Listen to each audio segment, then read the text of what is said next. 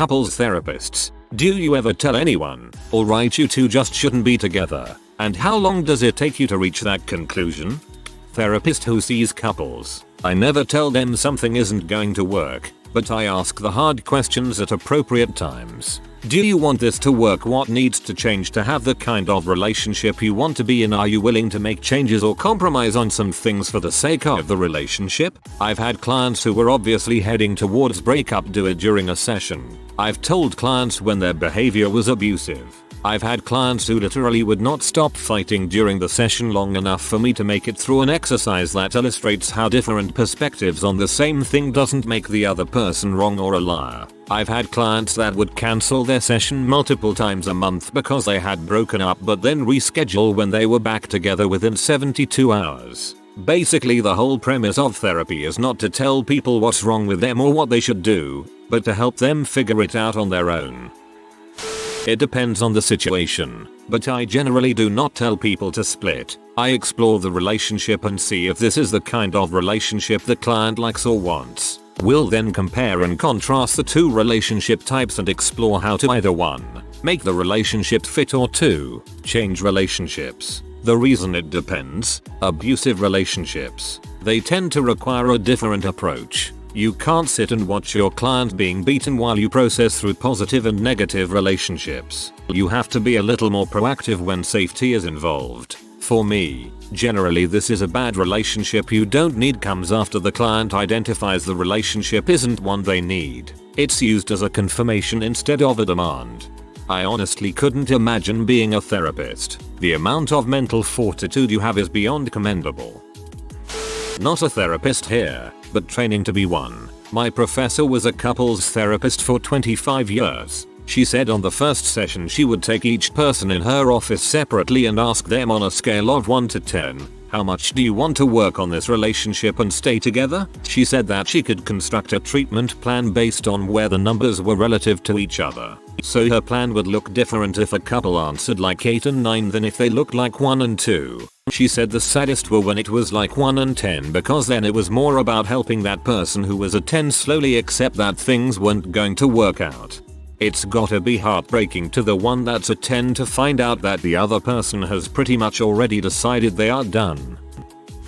Trained as a therapist. In the majority of therapeutic orientations, the goal is to help the clients understand their lives better and give more positive options. One awesome case study I found of a married couple who had a child had the phrase, "I'm not here to save your marriage, I'm here to save your relationship so your child can be cared for." Nearly always, if positive behavior is shown, the client will either try to move towards that situation, or they won't, and you'll uncover more of the underlying problem. If you find enough of the problem, you get to a solution point or a separation point. Unless there are serious issues, like physical abuse, then the steps are entirely different. TLDR. Most therapists don't say break up, they say this is what a good relationship looks like, and the client usually figures out fast whether they can get there or not. Unless abuse, then different advice happens. At the first session, I explained to both partners the goal of therapy is not to keep them together.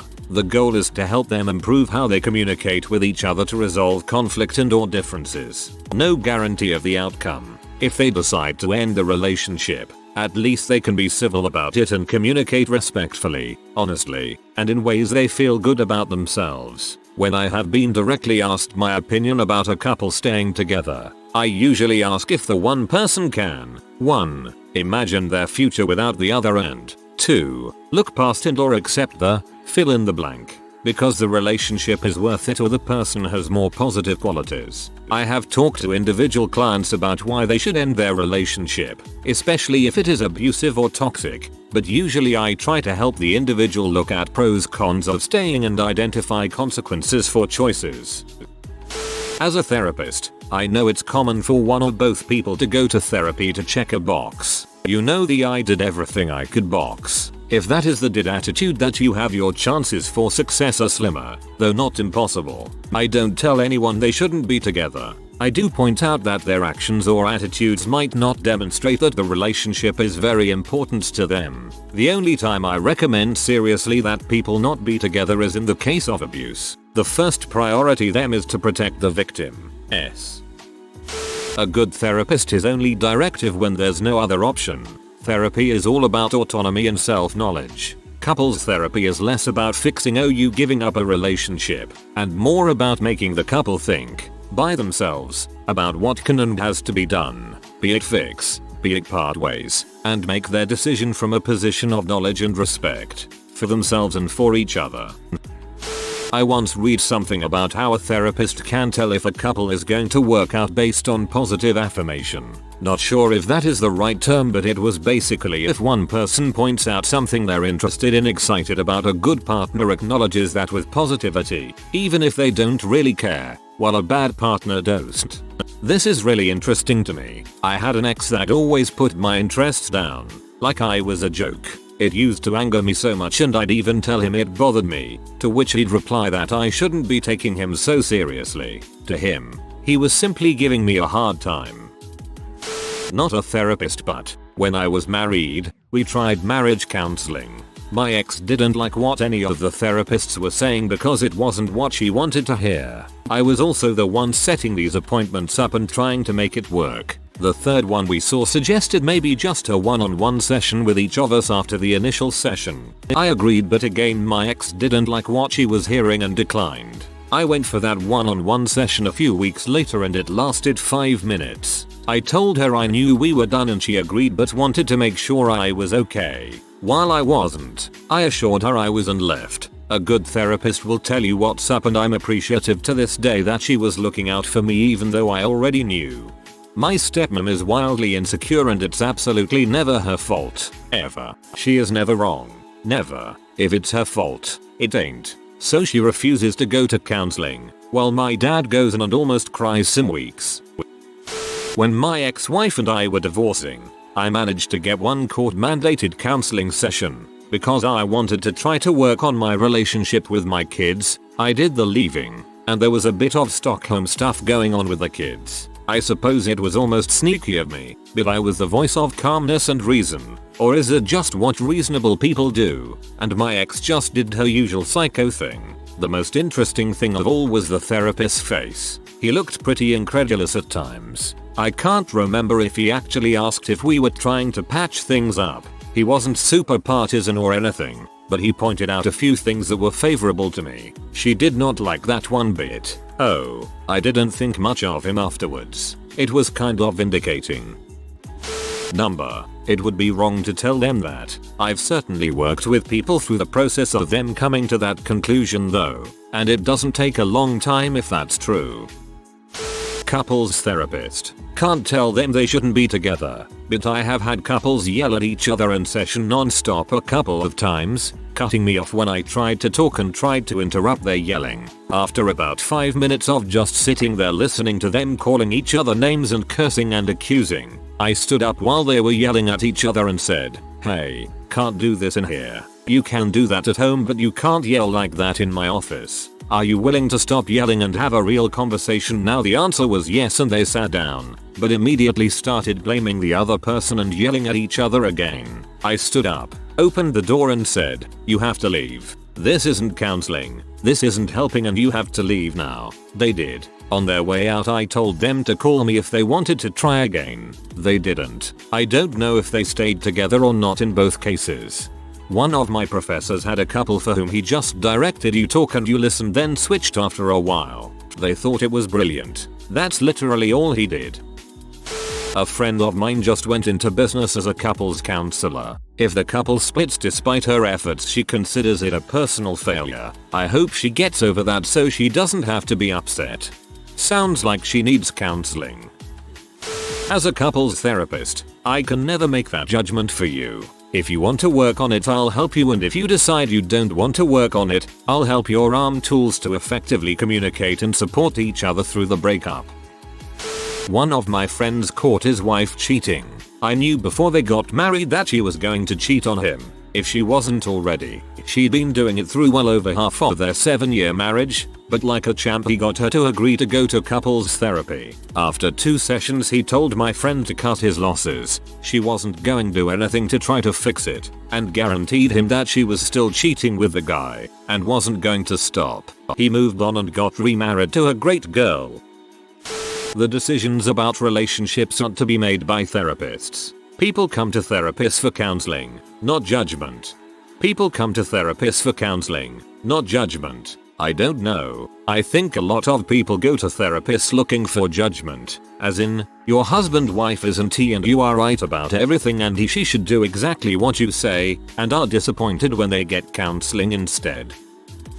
For me, I will tell the couple that I'll fight for their relationship as long as they want me to. A lot of time people will come into therapy as a last-ditch effort to save the relationship, and once the therapist starts asking the hard questions they were too afraid to ask themselves, they'll realize they are better off breaking up. Most depressing thing I ever heard from my friend who is a couples therapist is that the relationships hardly ever work out because it's usually too late by the time they are seeking therapy.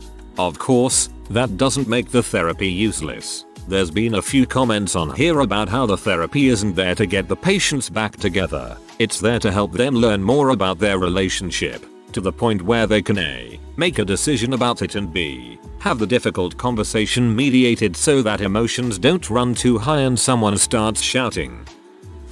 Not a counselor, but attended one couple's session. From the look on her face, about 10 minutes, after half an hour she did one-on-one with each of us. Her first. When it was my time she straight up said that having more sessions would be a waste of money, and she's not going to give any ground or work with you. Looks like you found the brutally honest counselor. Not a therapist but have been told. Did a few sessions with my ex-husband. She then said it usually helps to spend some sessions individually and she'd like to see me first. I sat down. She looked at me and I'll never forget her words. Run. Now, then she explained why. Best decision I ever made. Kind of related. I know a woman who was told by her couples therapist that this woman deserved to be raped and beaten by her husband. That therapist was also a woman. From what I understand, it was court mandated therapy before they would hear her divorce case. She reported the therapist and is now happily married to somebody else. Not personally, but I did have a professor tell a story of doing this in a single session. Basically, when he was working as a couples therapist, he had one couple who came in for their very first session and the wife immediately starts going off on him. She tells the therapist that the relationship is never going to work. She wants to break up, and the only reason she was there was because her husband insisted. The husband, meanwhile, sits there quietly for 30 minutes while the wife explains all the reasons she can't stand him anymore. Eventually the therapist leans back and says something to the effect of, "You're right. If you don't want to be in the relationship, there's nothing I can do. Nor do I think I should try to talk you out of it. If you don't want therapy, maybe you would be better off apart." Apparently she looked incredulous and they got up and left. The ridiculous part is that she apparently called the therapist about a half hour after that screaming, saying what a bad therapist he was and how they were going to prove him wrong and make things work. Apparently all she needed to want to make an effort was to be told she couldn't do it. People are funny sometimes. People are funny sometimes. Funny, stupid, it's all semantics really. Not a therapist, but related. My ex-wife insisted we go to counseling. To prove it wasn't just her, after years of torment, anguish, freaking etc. The therapist asked a few pointed questions. I answered all of them. The ex-wife avoided them. Barely minutes into the dang session, the therapist she hired looked her dead in the eyes and said, "You're the problem." This sounds like something that actually happened. Do you verify that each person is telling the truth? No offense, but I have doubts that even experienced professional therapists can usually tell when somebody is lying. And I've known couples where each person claimed he or she was 100% innocent and the other person was 100% evil. Mind-bending emotionally abusive husband took me to just one more therapist after I told him all the first two did was show me that I was done. So we met the third therapist and my husband went on this super long ranty tirade about everything under the sun. The therapist looked at me as it was my turn to speak. I said, I'm just here to get someone other than myself to convince him that I'm done. He will be getting served divorce papers on Monday. Therapist looked at my husband and said, she is divorcing you. I think my job here is done now. And that was it. My friend went in couples therapy for some girl he was dating. Not engaged or married. She sucked. Anyway, she wrapped her tentacles in deep. She wanted him to sign over his car so she could trust him, a goddamn Ferrari. She installed a tracker app on his phone. What were you doing at Joe's Tavern at 9 PM? You said you were home at 8:30 and put a listening device in his house. She got those tentacles in deep. Luckily, they've been officially broken up for a while, and I'm certain they won't be getting back together. I don't know what a therapist would make of those classy moves. Therapist here. You provided a couple with what we call psychoeducation. You informed them that the therapy outcome can be either you decide to work through the problems and those feelings attached to them or works towards resolving a separation. If children are involved in a decision to separate, then we work towards creating goals that would ensure a healthy co-parenting relationship. I have been a therapist for 7 years. Never told a couple they were no good for each other. I thought about it but never did. A prudent therapist knows that patients have self-determination, which means have the capacity to make their own choices and have the skills to work through them while facilitating the process. I remember a therapist in the first session telling my ex and I that she thought my husband wanted to break up but was afraid to tell me because he didn't want to hurt me. When we were walking out, my ex said to me it wasn't true. I said she was probably waiting for you to say that and there, but you didn't. That's when I knew it was over. I would give the advice to find a crisis counselor who is better trained than me. One of the reasons I am not a practicing therapist is because I did not do well with abusive relationships, so I needed to do something different. The hotline or 800-799-7233 is a much better resource than I am, or Reddit. My couples counselor turned to my husband and said, "You better say sorry a lot." She then turned to me and said, "You either forgive him or leave." Amazingly short. There was a similar thread a while back where the couple had started to visit a therapist. They weren't seeing eye to eye and would constantly berate and battle each other. During the sessions, the therapist started blaming the woman for the couple's issues. The guy got offensive and sided with his partner and would empathize and support her as the therapist would attack her for their shortcomings. They quit the sessions in response, but the relationship had become healthier. In retrospect, he wasn't sure if this part of the therapist's brilliant plan all along. I once went to couples therapy with my then boyfriend. The therapist told us that we should break up. We didn't break up at the time, but it turned me off to seeking couples therapy for a long time. As someone who wants to be a therapist one day, thanks for asking this question. All of the advice and methodology discussion has been amazingly helpful, as I haven't had any idea where to start. I'm glad you tell the abuser their behavior is abusive. My ex was so stubborn and could not believe he was doing anything wrong. After 5 years he agreed to couples therapy. About 10 sessions in, he gets heated and demands the therapist decide who and then was at fault by percentages. Demands it. The therapist refuses. He demands again, threatens to leave if the therapist will not tell the truth, that I am 100% to blame for our relationship. Therapist yells, "Fine. You are 99% to blame. Not her. She loves you and is trying to save a marriage with you, and that gives her very little chance of success. Showstopper." He sat down stunned and silent. I felt vindicated, affirmed, and knew I did not deserve this relationship and pain. I got enough courage to leave soon after. Sometimes bullies need to hear it. I couldn't get my husband to even go to a therapist. My own therapist told me that was my answer. She was the first person in years who said to me, "What if you put you first?" That concept left me speechless. Ironically, after I left him, he was all for going to one, and of course it was my fault once again that we couldn't save the relationship. My therapist never said a bad word about him, not once. His therapist told him all about how I was a horrible person and it was my fault and how he defended me. Only once. This woman and her husband were dropped off by her father. He had heard of the quality of our work and figured they could use some help. Most codependent people I've ever seen. Never thought they would stick it through. But last I heard, Beth and Jerry are still together. which is good because on Nuptia 4 we pride ourselves on our work.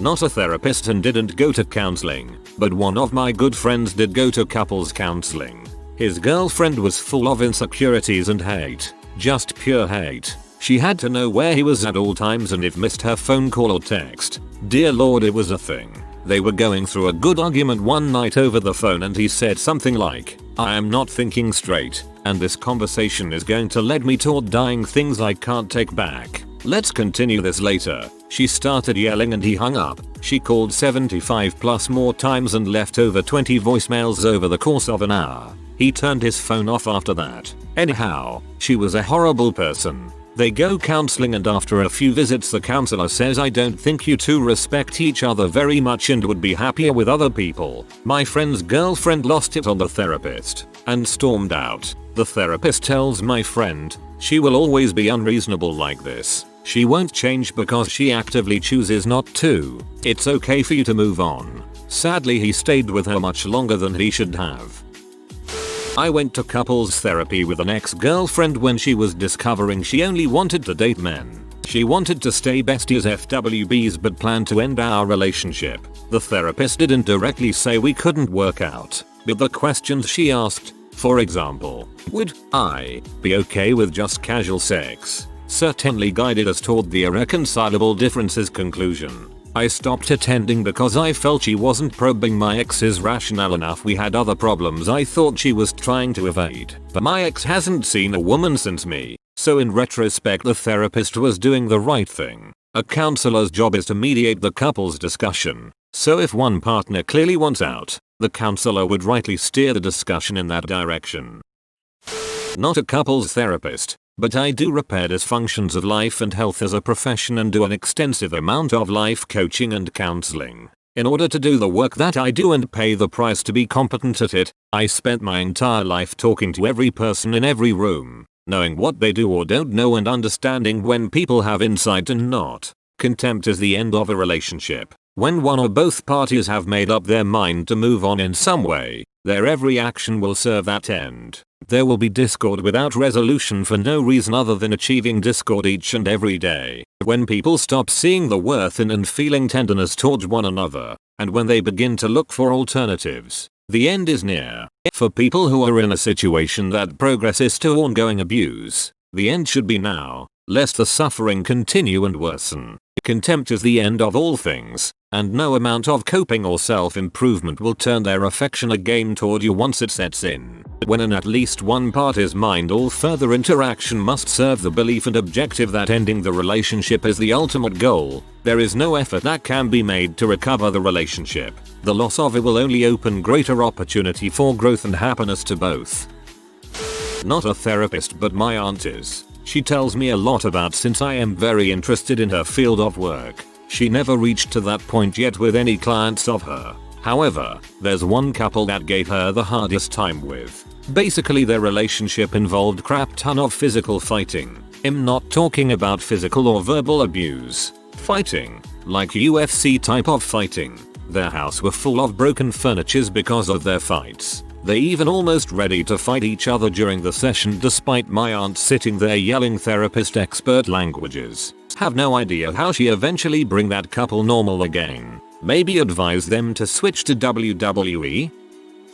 Reading this I realize how lucky I am to be married for approaching 12 years now and we are still extremely happy. A few tips. We waited 7 years to have a child. We traveled the world together. 41 countries so far. We had our honeymoon phase with little stress and experience the world and new cultures. We had our daughter and we're completely prepared. We still travel with her too. Kids will adapt. People said, "Oh, you're jet setting all over the world when now." Nope. My daughter is 4 and has been to 12 countries so far and driven across Europe 3 times with us. Don't change who you are when kids come. And don't have a bunch of kids. Why? The world is populated enough and it will only make life harder. I never let my job as a police officer get taken home. My wife was not married to my job like many cop wives are. We see so many that love the fact that their husband is a cop and only hang out with other cop wives. but they blab about cop wife crap on FB etc. Have your own life.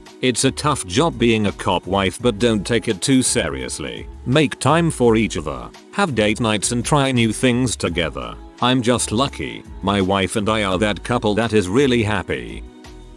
My parents went to therapy before they divorced. The therapist talked to my mom separately and told her your husband is a textbook narcissist. Get out now. My mom tried to salvage their marriage and my dad continued being a pose and divorced her. She totally owned him in the divorce, though.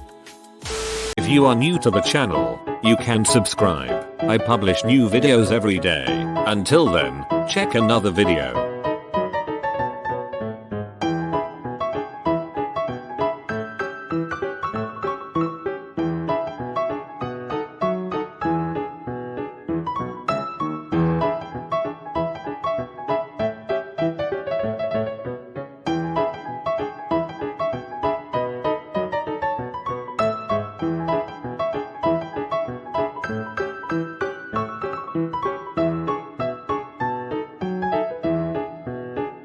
Bye for now.